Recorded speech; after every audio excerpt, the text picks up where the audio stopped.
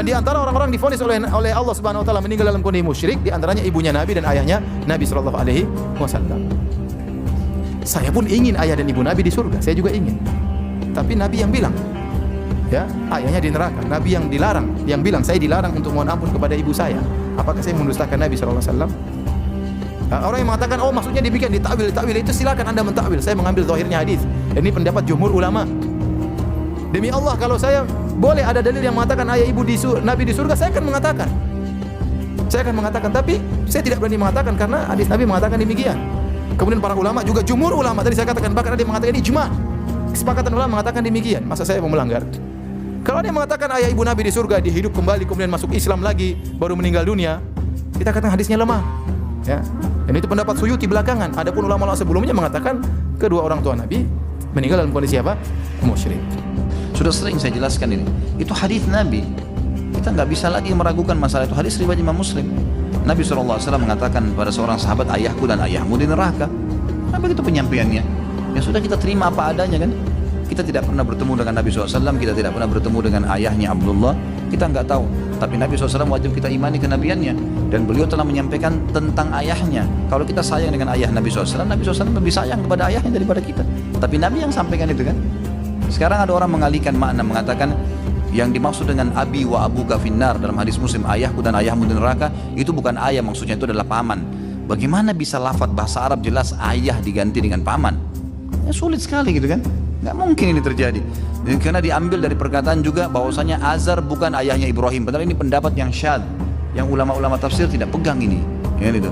Yang dipegangnya memang kata ab itu adalah ayah. Di mana-mana begitu. Sudah jelas gitu kan maknanya. Dan ini sama sekali berapa kali saya ulangi, sama sekali tidak mengurangi kedudukan Nabi Muhammad SAW. Sama sekali. Beliau tetap mulia, gitu kan. Beliau mulia, para keturunan yang beriman dengan risalah beliau juga mulia, semuanya mulia. Tapi yang dikatakan dicap kafir oleh beliau, ya kafir. Kita nggak bisa bilang apa-apa. Memang sudah begitu ya. Hukum syar'inya ini bukan direkayasa, dan kita tidak bisa berbicara syariat dengan perasaan, nggak bisa. Hukum Allah ya hukum Allah. Kalau kita mau pakai perasaan, banyak yang kita tolak hukumnya Allah tuh. Memang nggak bisa kan? Ada yang mengatakan, ya, ayah dan Rasul, ayah bunda Rasul itu, ya, tidak di neraka. Ada yang mengatakan di neraka. Ya, mereka yang mengatakan tidak di neraka berdasarkan ayat-ayat yang menyebutkan bahwa Allah tidak mungkin mengadab, ya, suatu kaum sampai ditegakkan dulu hujjah. Sementara, ya, ayah bunda Rasul itu belum sampai kepadanya hujjah. Sebagian mengatakan bahwa ayah Nabi, ya, ayah bunda Rasul itu di neraka. Mereka berdalil dengan hadis riwayat Muslim. Ya, bahwa Nabi SAW pernah ditanya oleh seorang laki-laki, "Aina abi?" Di mana ayahku, ya Rasulullah? Kata Rasulullah, "Abi wa abuka finnar." Ayahku dan ayahmu di neraka. Demikian pula ketika Rasulullah SAW, ia berziarah kubur, ya, dan minta izin kepada Allah untuk menziarahi kuburan ibunya, maka Allah izinkan. Lalu ketika Rasulullah SAW memohon kepada Allah untuk meminta izin untuk memohonkan ampunan untuk ibunya, Allah tidak izinkan, sehingga Rasulullah pun menangis. Ya.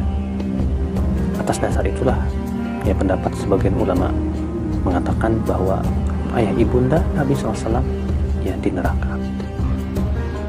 Para jamaah, bapaknya Nabi Ibrahim di mana?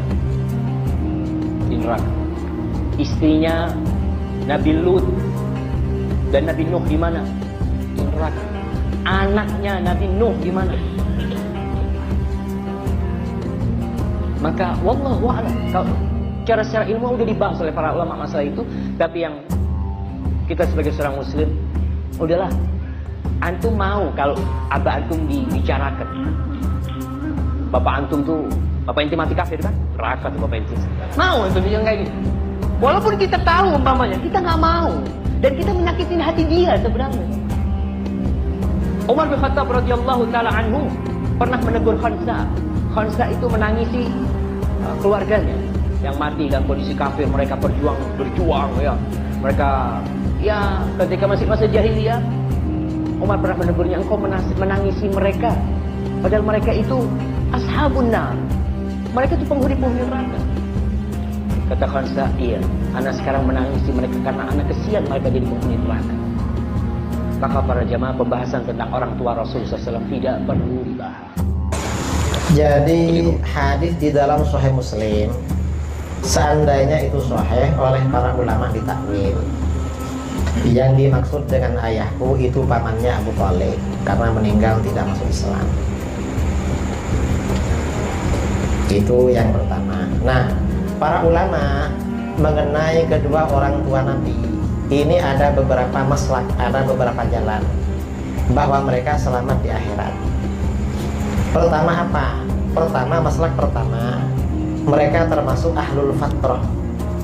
Ahlul fatrah itu orang-orang yang jauh dari generasi kenabian sebelumnya. Informasi dari nabi sebelumnya sudah habis dan tidak mengikuti nabi berikutnya. Dan itu dijamin di dalam Al-Quran tidak diazab oleh Allah. Allah berfirman, wa ma kunna mu'adzibina hatta nab'atsa rasula.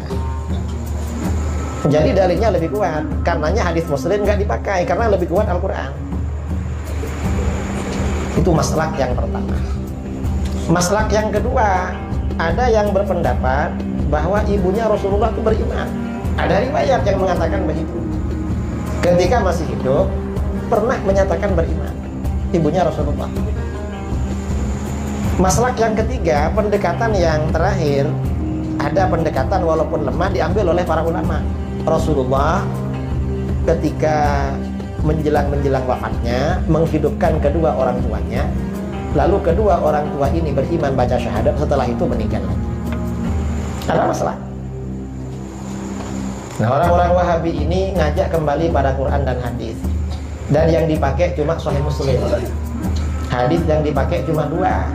Pertama, semua bid'ah sesat. Kedua, orang tua Nabi masuk neraka. Gak ada hadis lagi kayaknya.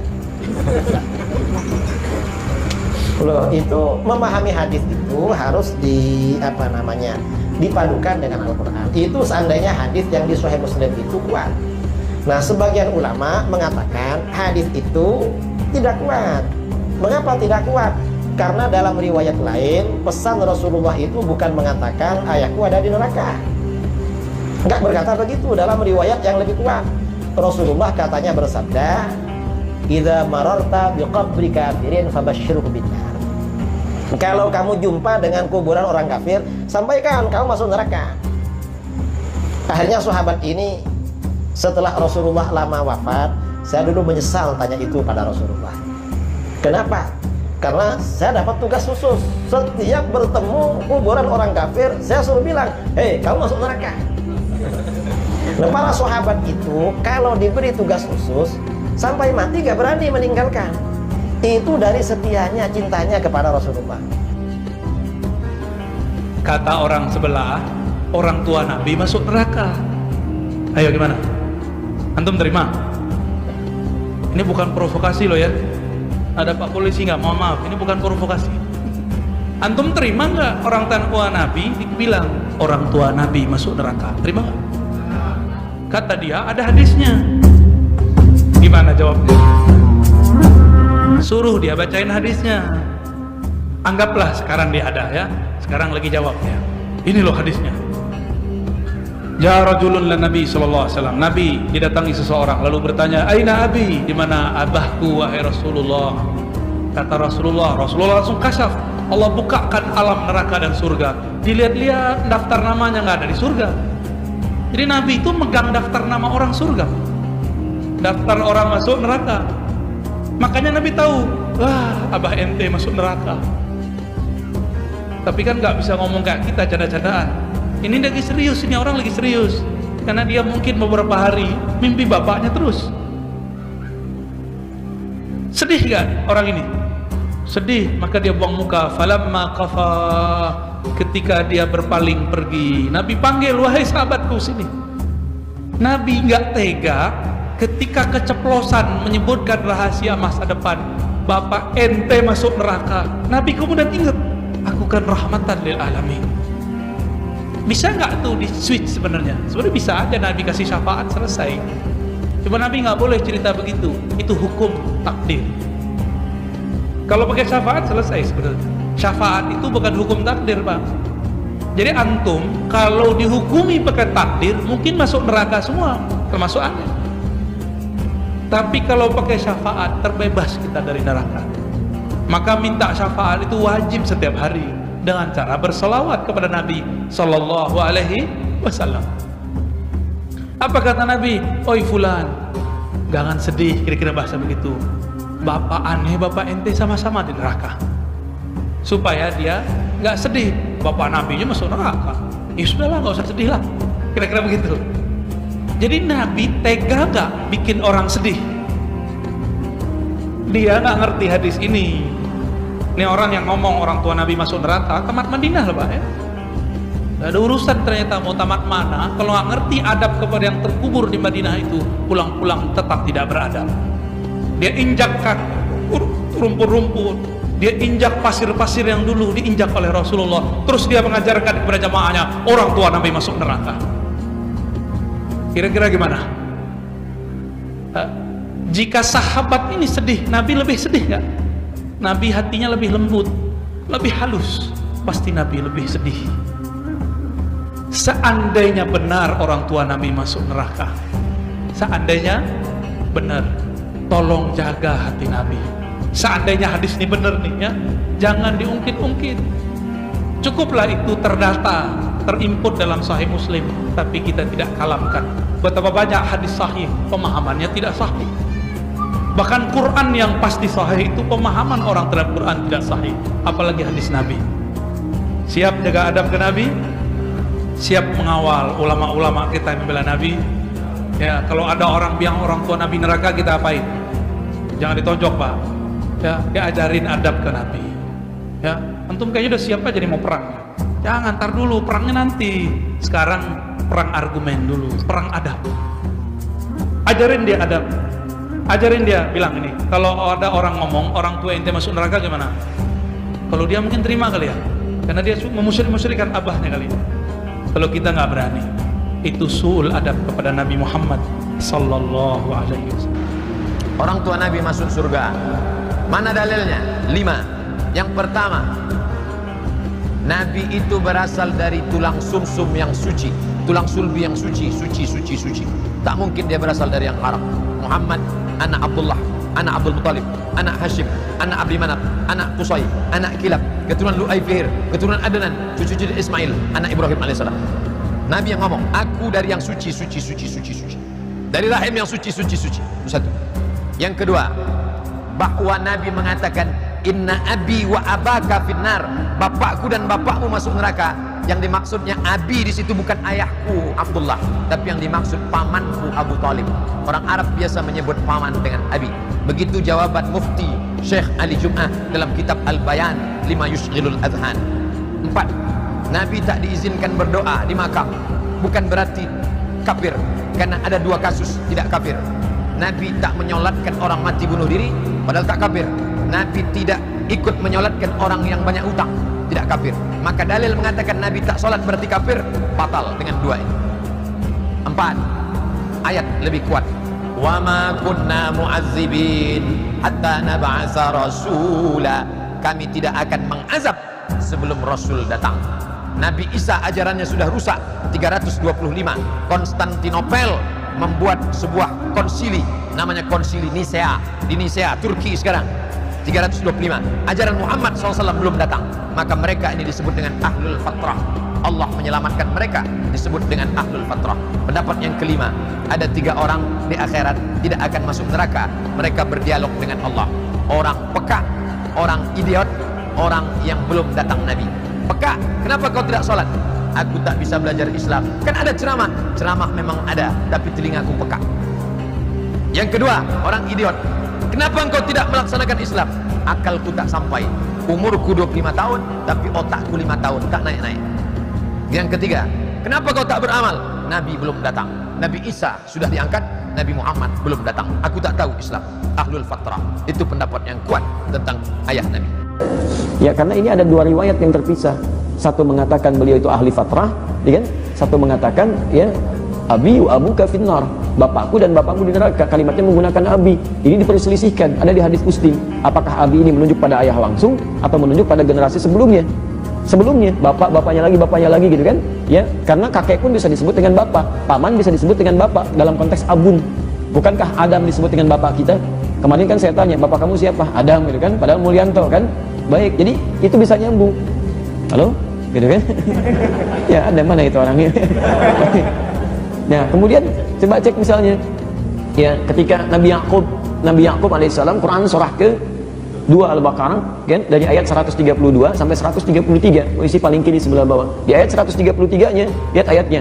Am kuntum syuhada'a idh hadara Yaqub al-maut idh qala li banihi ma ta'buduna min ba'di qalu na'budu ilahaka wa ilaha abaika Ibrahim, ya kan? Lihat, wa Ismail wa Ishaq.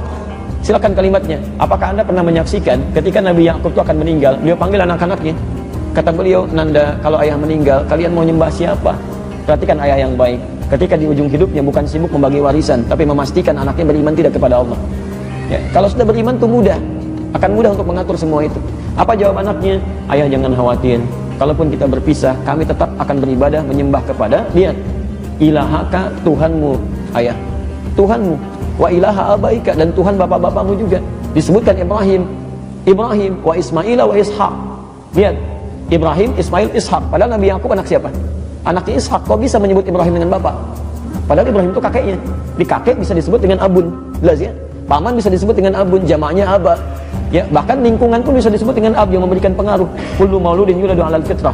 Setiap yang dilahirkan itu lahir dalam keadaan fitrah. Di antara maknanya Islam. Tahu dari mana Islam? Quran surah 30 ayat ke-30. Fa'aqim wajhaka lid-dini hanifa fitratallahi allati fatara an-nasa 'alaiha. Hadapkan dirimu kepada ad-din dengan lurus, itu fitrah. Ad-din itu Islam. Temukan di Quran surah ketiga Ali Imran ayat 19. Inna ad-dina 'indallahil Islam. Ya? Makanya Syekh As-Singkiti ketika ditanya tentang persoalan ini, beliau menjawab bahwa orang tua Nabi itu ahli fatrah. Ada sebagian menyandarkan pada hadis riwayat Muslim mengatakan tetap enggak, tempatnya bukan di surga tapi di tempat lain, gitu kan? Baik, disebutkan melalui hadis ini. Itu jadi pembahasan di kalangan ulama. Pembahasan itu bukan untuk menyimpulkan hukum, tapi hanya untuk menggali bagaimana cara istinbat.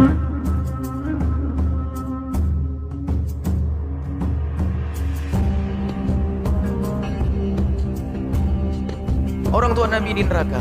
Kok usil banget kamu ini? Kok usil banget urusan Nabi Muhammad SAW di neraka dan sebagainya? Nah, apakah kamu ini masalah apa? Kok tega sekali ngurusi bapak ibu Nabi Muhammad di neraka? Apakah memang ada hadis Nabi, hadis sahih tentang seorang laki-laki yang bertanya Rasulullah, bagaimana tentang bapakku? Nabi menjawab, bapakmu dan bapakku di neraka. Itu hadis namanya khabar ahad. Hadis ini adalah sahih, akan tapi biarpun itu hadis sahih yang tidak mutawatir, kalau bertentangan dengan sesuatu yang mutawatir dan lebih kuat, maka itu dipinggirkan. Ada dalam Al-Quran, wa ma kunna mu'adzibina hatta nab'atha rasula.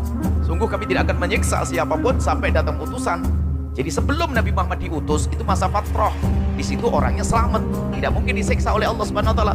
Allah pandang nyiksa hambanya yang belum ada syariat turun. Sama kalau di hutan Kalimantan sana ada sekelompok kaum yang tidak pernah dengar Islam, lalu dia nyembah berhala, gak akan disiksa oleh Allah. Nyembah berhala di tengah hutan Kalimantan sana, gak pernah dengar radio, gak pernah punya HP, tidak pernah kenal syariat Islam, tidak sampai kepadanya dakwah, maka tidak mungkin disiksa oleh Allah Subhanahu wa taala. Maka masa fatrah, masa antara Sayyidina Isa alaihissalam, dan memang belum ada nabi yang diutus untuk orang Arab. Artinya nabi-nabi yang lain bukan untuk orang Arab. Dan Allah tidak akan menyiksa siapapun yang hidup tanpa utusan. Dan ayah dan Nabi wafat sebelum Nabi diutus, sebelum Nabi terlahir. Ibu dan Nabi wafat waktu Nabi masih kecil, belum diutus sebagai utusan Allah Subhanahu wa taala. Wa ma kunna mu'adzibina hatta nab'atha rasula. Sungguh kami tidak akan menghukum siapapun sampai aku mengirim utusan. Ada dakwah sampai kepada beliau. Jadi ini aneh. Jangan sampailah kita kalau ada orang bahas pasal itu aneh. Bahasnya dengan mengatakan Bapak Ibu Nabi Muhammad adalah kafir, masuk neraka bersandarkan satu hadis. Jadi orang itu, para ulama kalau membaca hadis itu dia hanya hadis itu dibanding dengan hadis yang lainnya. Ingat, tidak semua hadis, bahkan dikatakan belum dikatakan seorang alim kalau belum bisa meninggalkan hadis sahih. Loh, kok gitu? Sebab tidak semua hadis sahih dipakai. Ada hadis yang dihapus. Jadi nanti ada ta'arud, ada ta'adul adillah, ta'arudul adillah. Jika ada dalil bertentangan dengan dalil, Al-Quran mustahil bertentangan, hadis mustahil bertentangan. Kalau ada bertentangan nanti ada namanya mutlak muqayyad, ada khos sama taksis, khos sama am, taksis, yang mutlak, yang am ditaksis. Masalah am dengan khusus. Ada nanti kalau sudah benturan nggak bisa, ada namanya nasikh mansukh. Jadi ini dibuang, tidak dipakai, ini dipakai. Kalau bertanya, atau masalah kuat dengan lemahnya, yang kuat ditinggalkan, diambil yang lemah. Biarpun yang yang paling lebih kuat diambil, yang lebih lemah ditinggalkan. Biarpun ini sahih. Misalnya hadis tentang bapak ibu Nabi Muhammad ada di neraka adalah hadis sahih, tapi bertentangan dengan Al-Quran yang sudah sangat jelas, maka ditinggalkan hadis sahih. Maka wa ma kunna mu'adzibina, Allah tidak akan menyiksa bapak ibu Nabi. Itu bahasanya. Wa ma kunna mu'adzibina, sungguh kami tidak akan menyiksa termasuk ayah ibu dan Nabi SAW sampai datang utusan, dan Nabi waktu itu belum diutus. Memang ada orang usil, kok teganya membahas bapak ibu Nabi SAW? Bagaimana Rasulullah ngajari azab? Abu Jahal itu ahli neraka. Abu Jahal itu ahli neraka memerangi Rasulullah. Anaknya mukmin beriman namanya Ikrimah. Waktu Sayyidina Muhammad lalu bicarakan, ada sahabat Nabi yang bicara tentang Abu Jahal, Ikrimah datang, Rasul mengatakan, "Kufu ana Abi Jahlin takrimatan li Ikrimah." Diam, jangan kau sebut-sebut Abu Jahal, menjaga hatinya Ikrimah. Dan sekarang bapak ibu Nabi disebut-sebut. Mana hati nuraninya itu? Abu Jahal saja nggak boleh kita sebut-sebut di depan Ikrimah. Padahal Abu Jahal jelas ahli neraka. Sementara bagaimana bapak ibu dan Nabi Shallallahu Alaihi Wasallam? Ini urusan nurani dan batin. Bagaimana sambung hatinya dengan Rasulullah Shallallahu Alaihi Wasallam?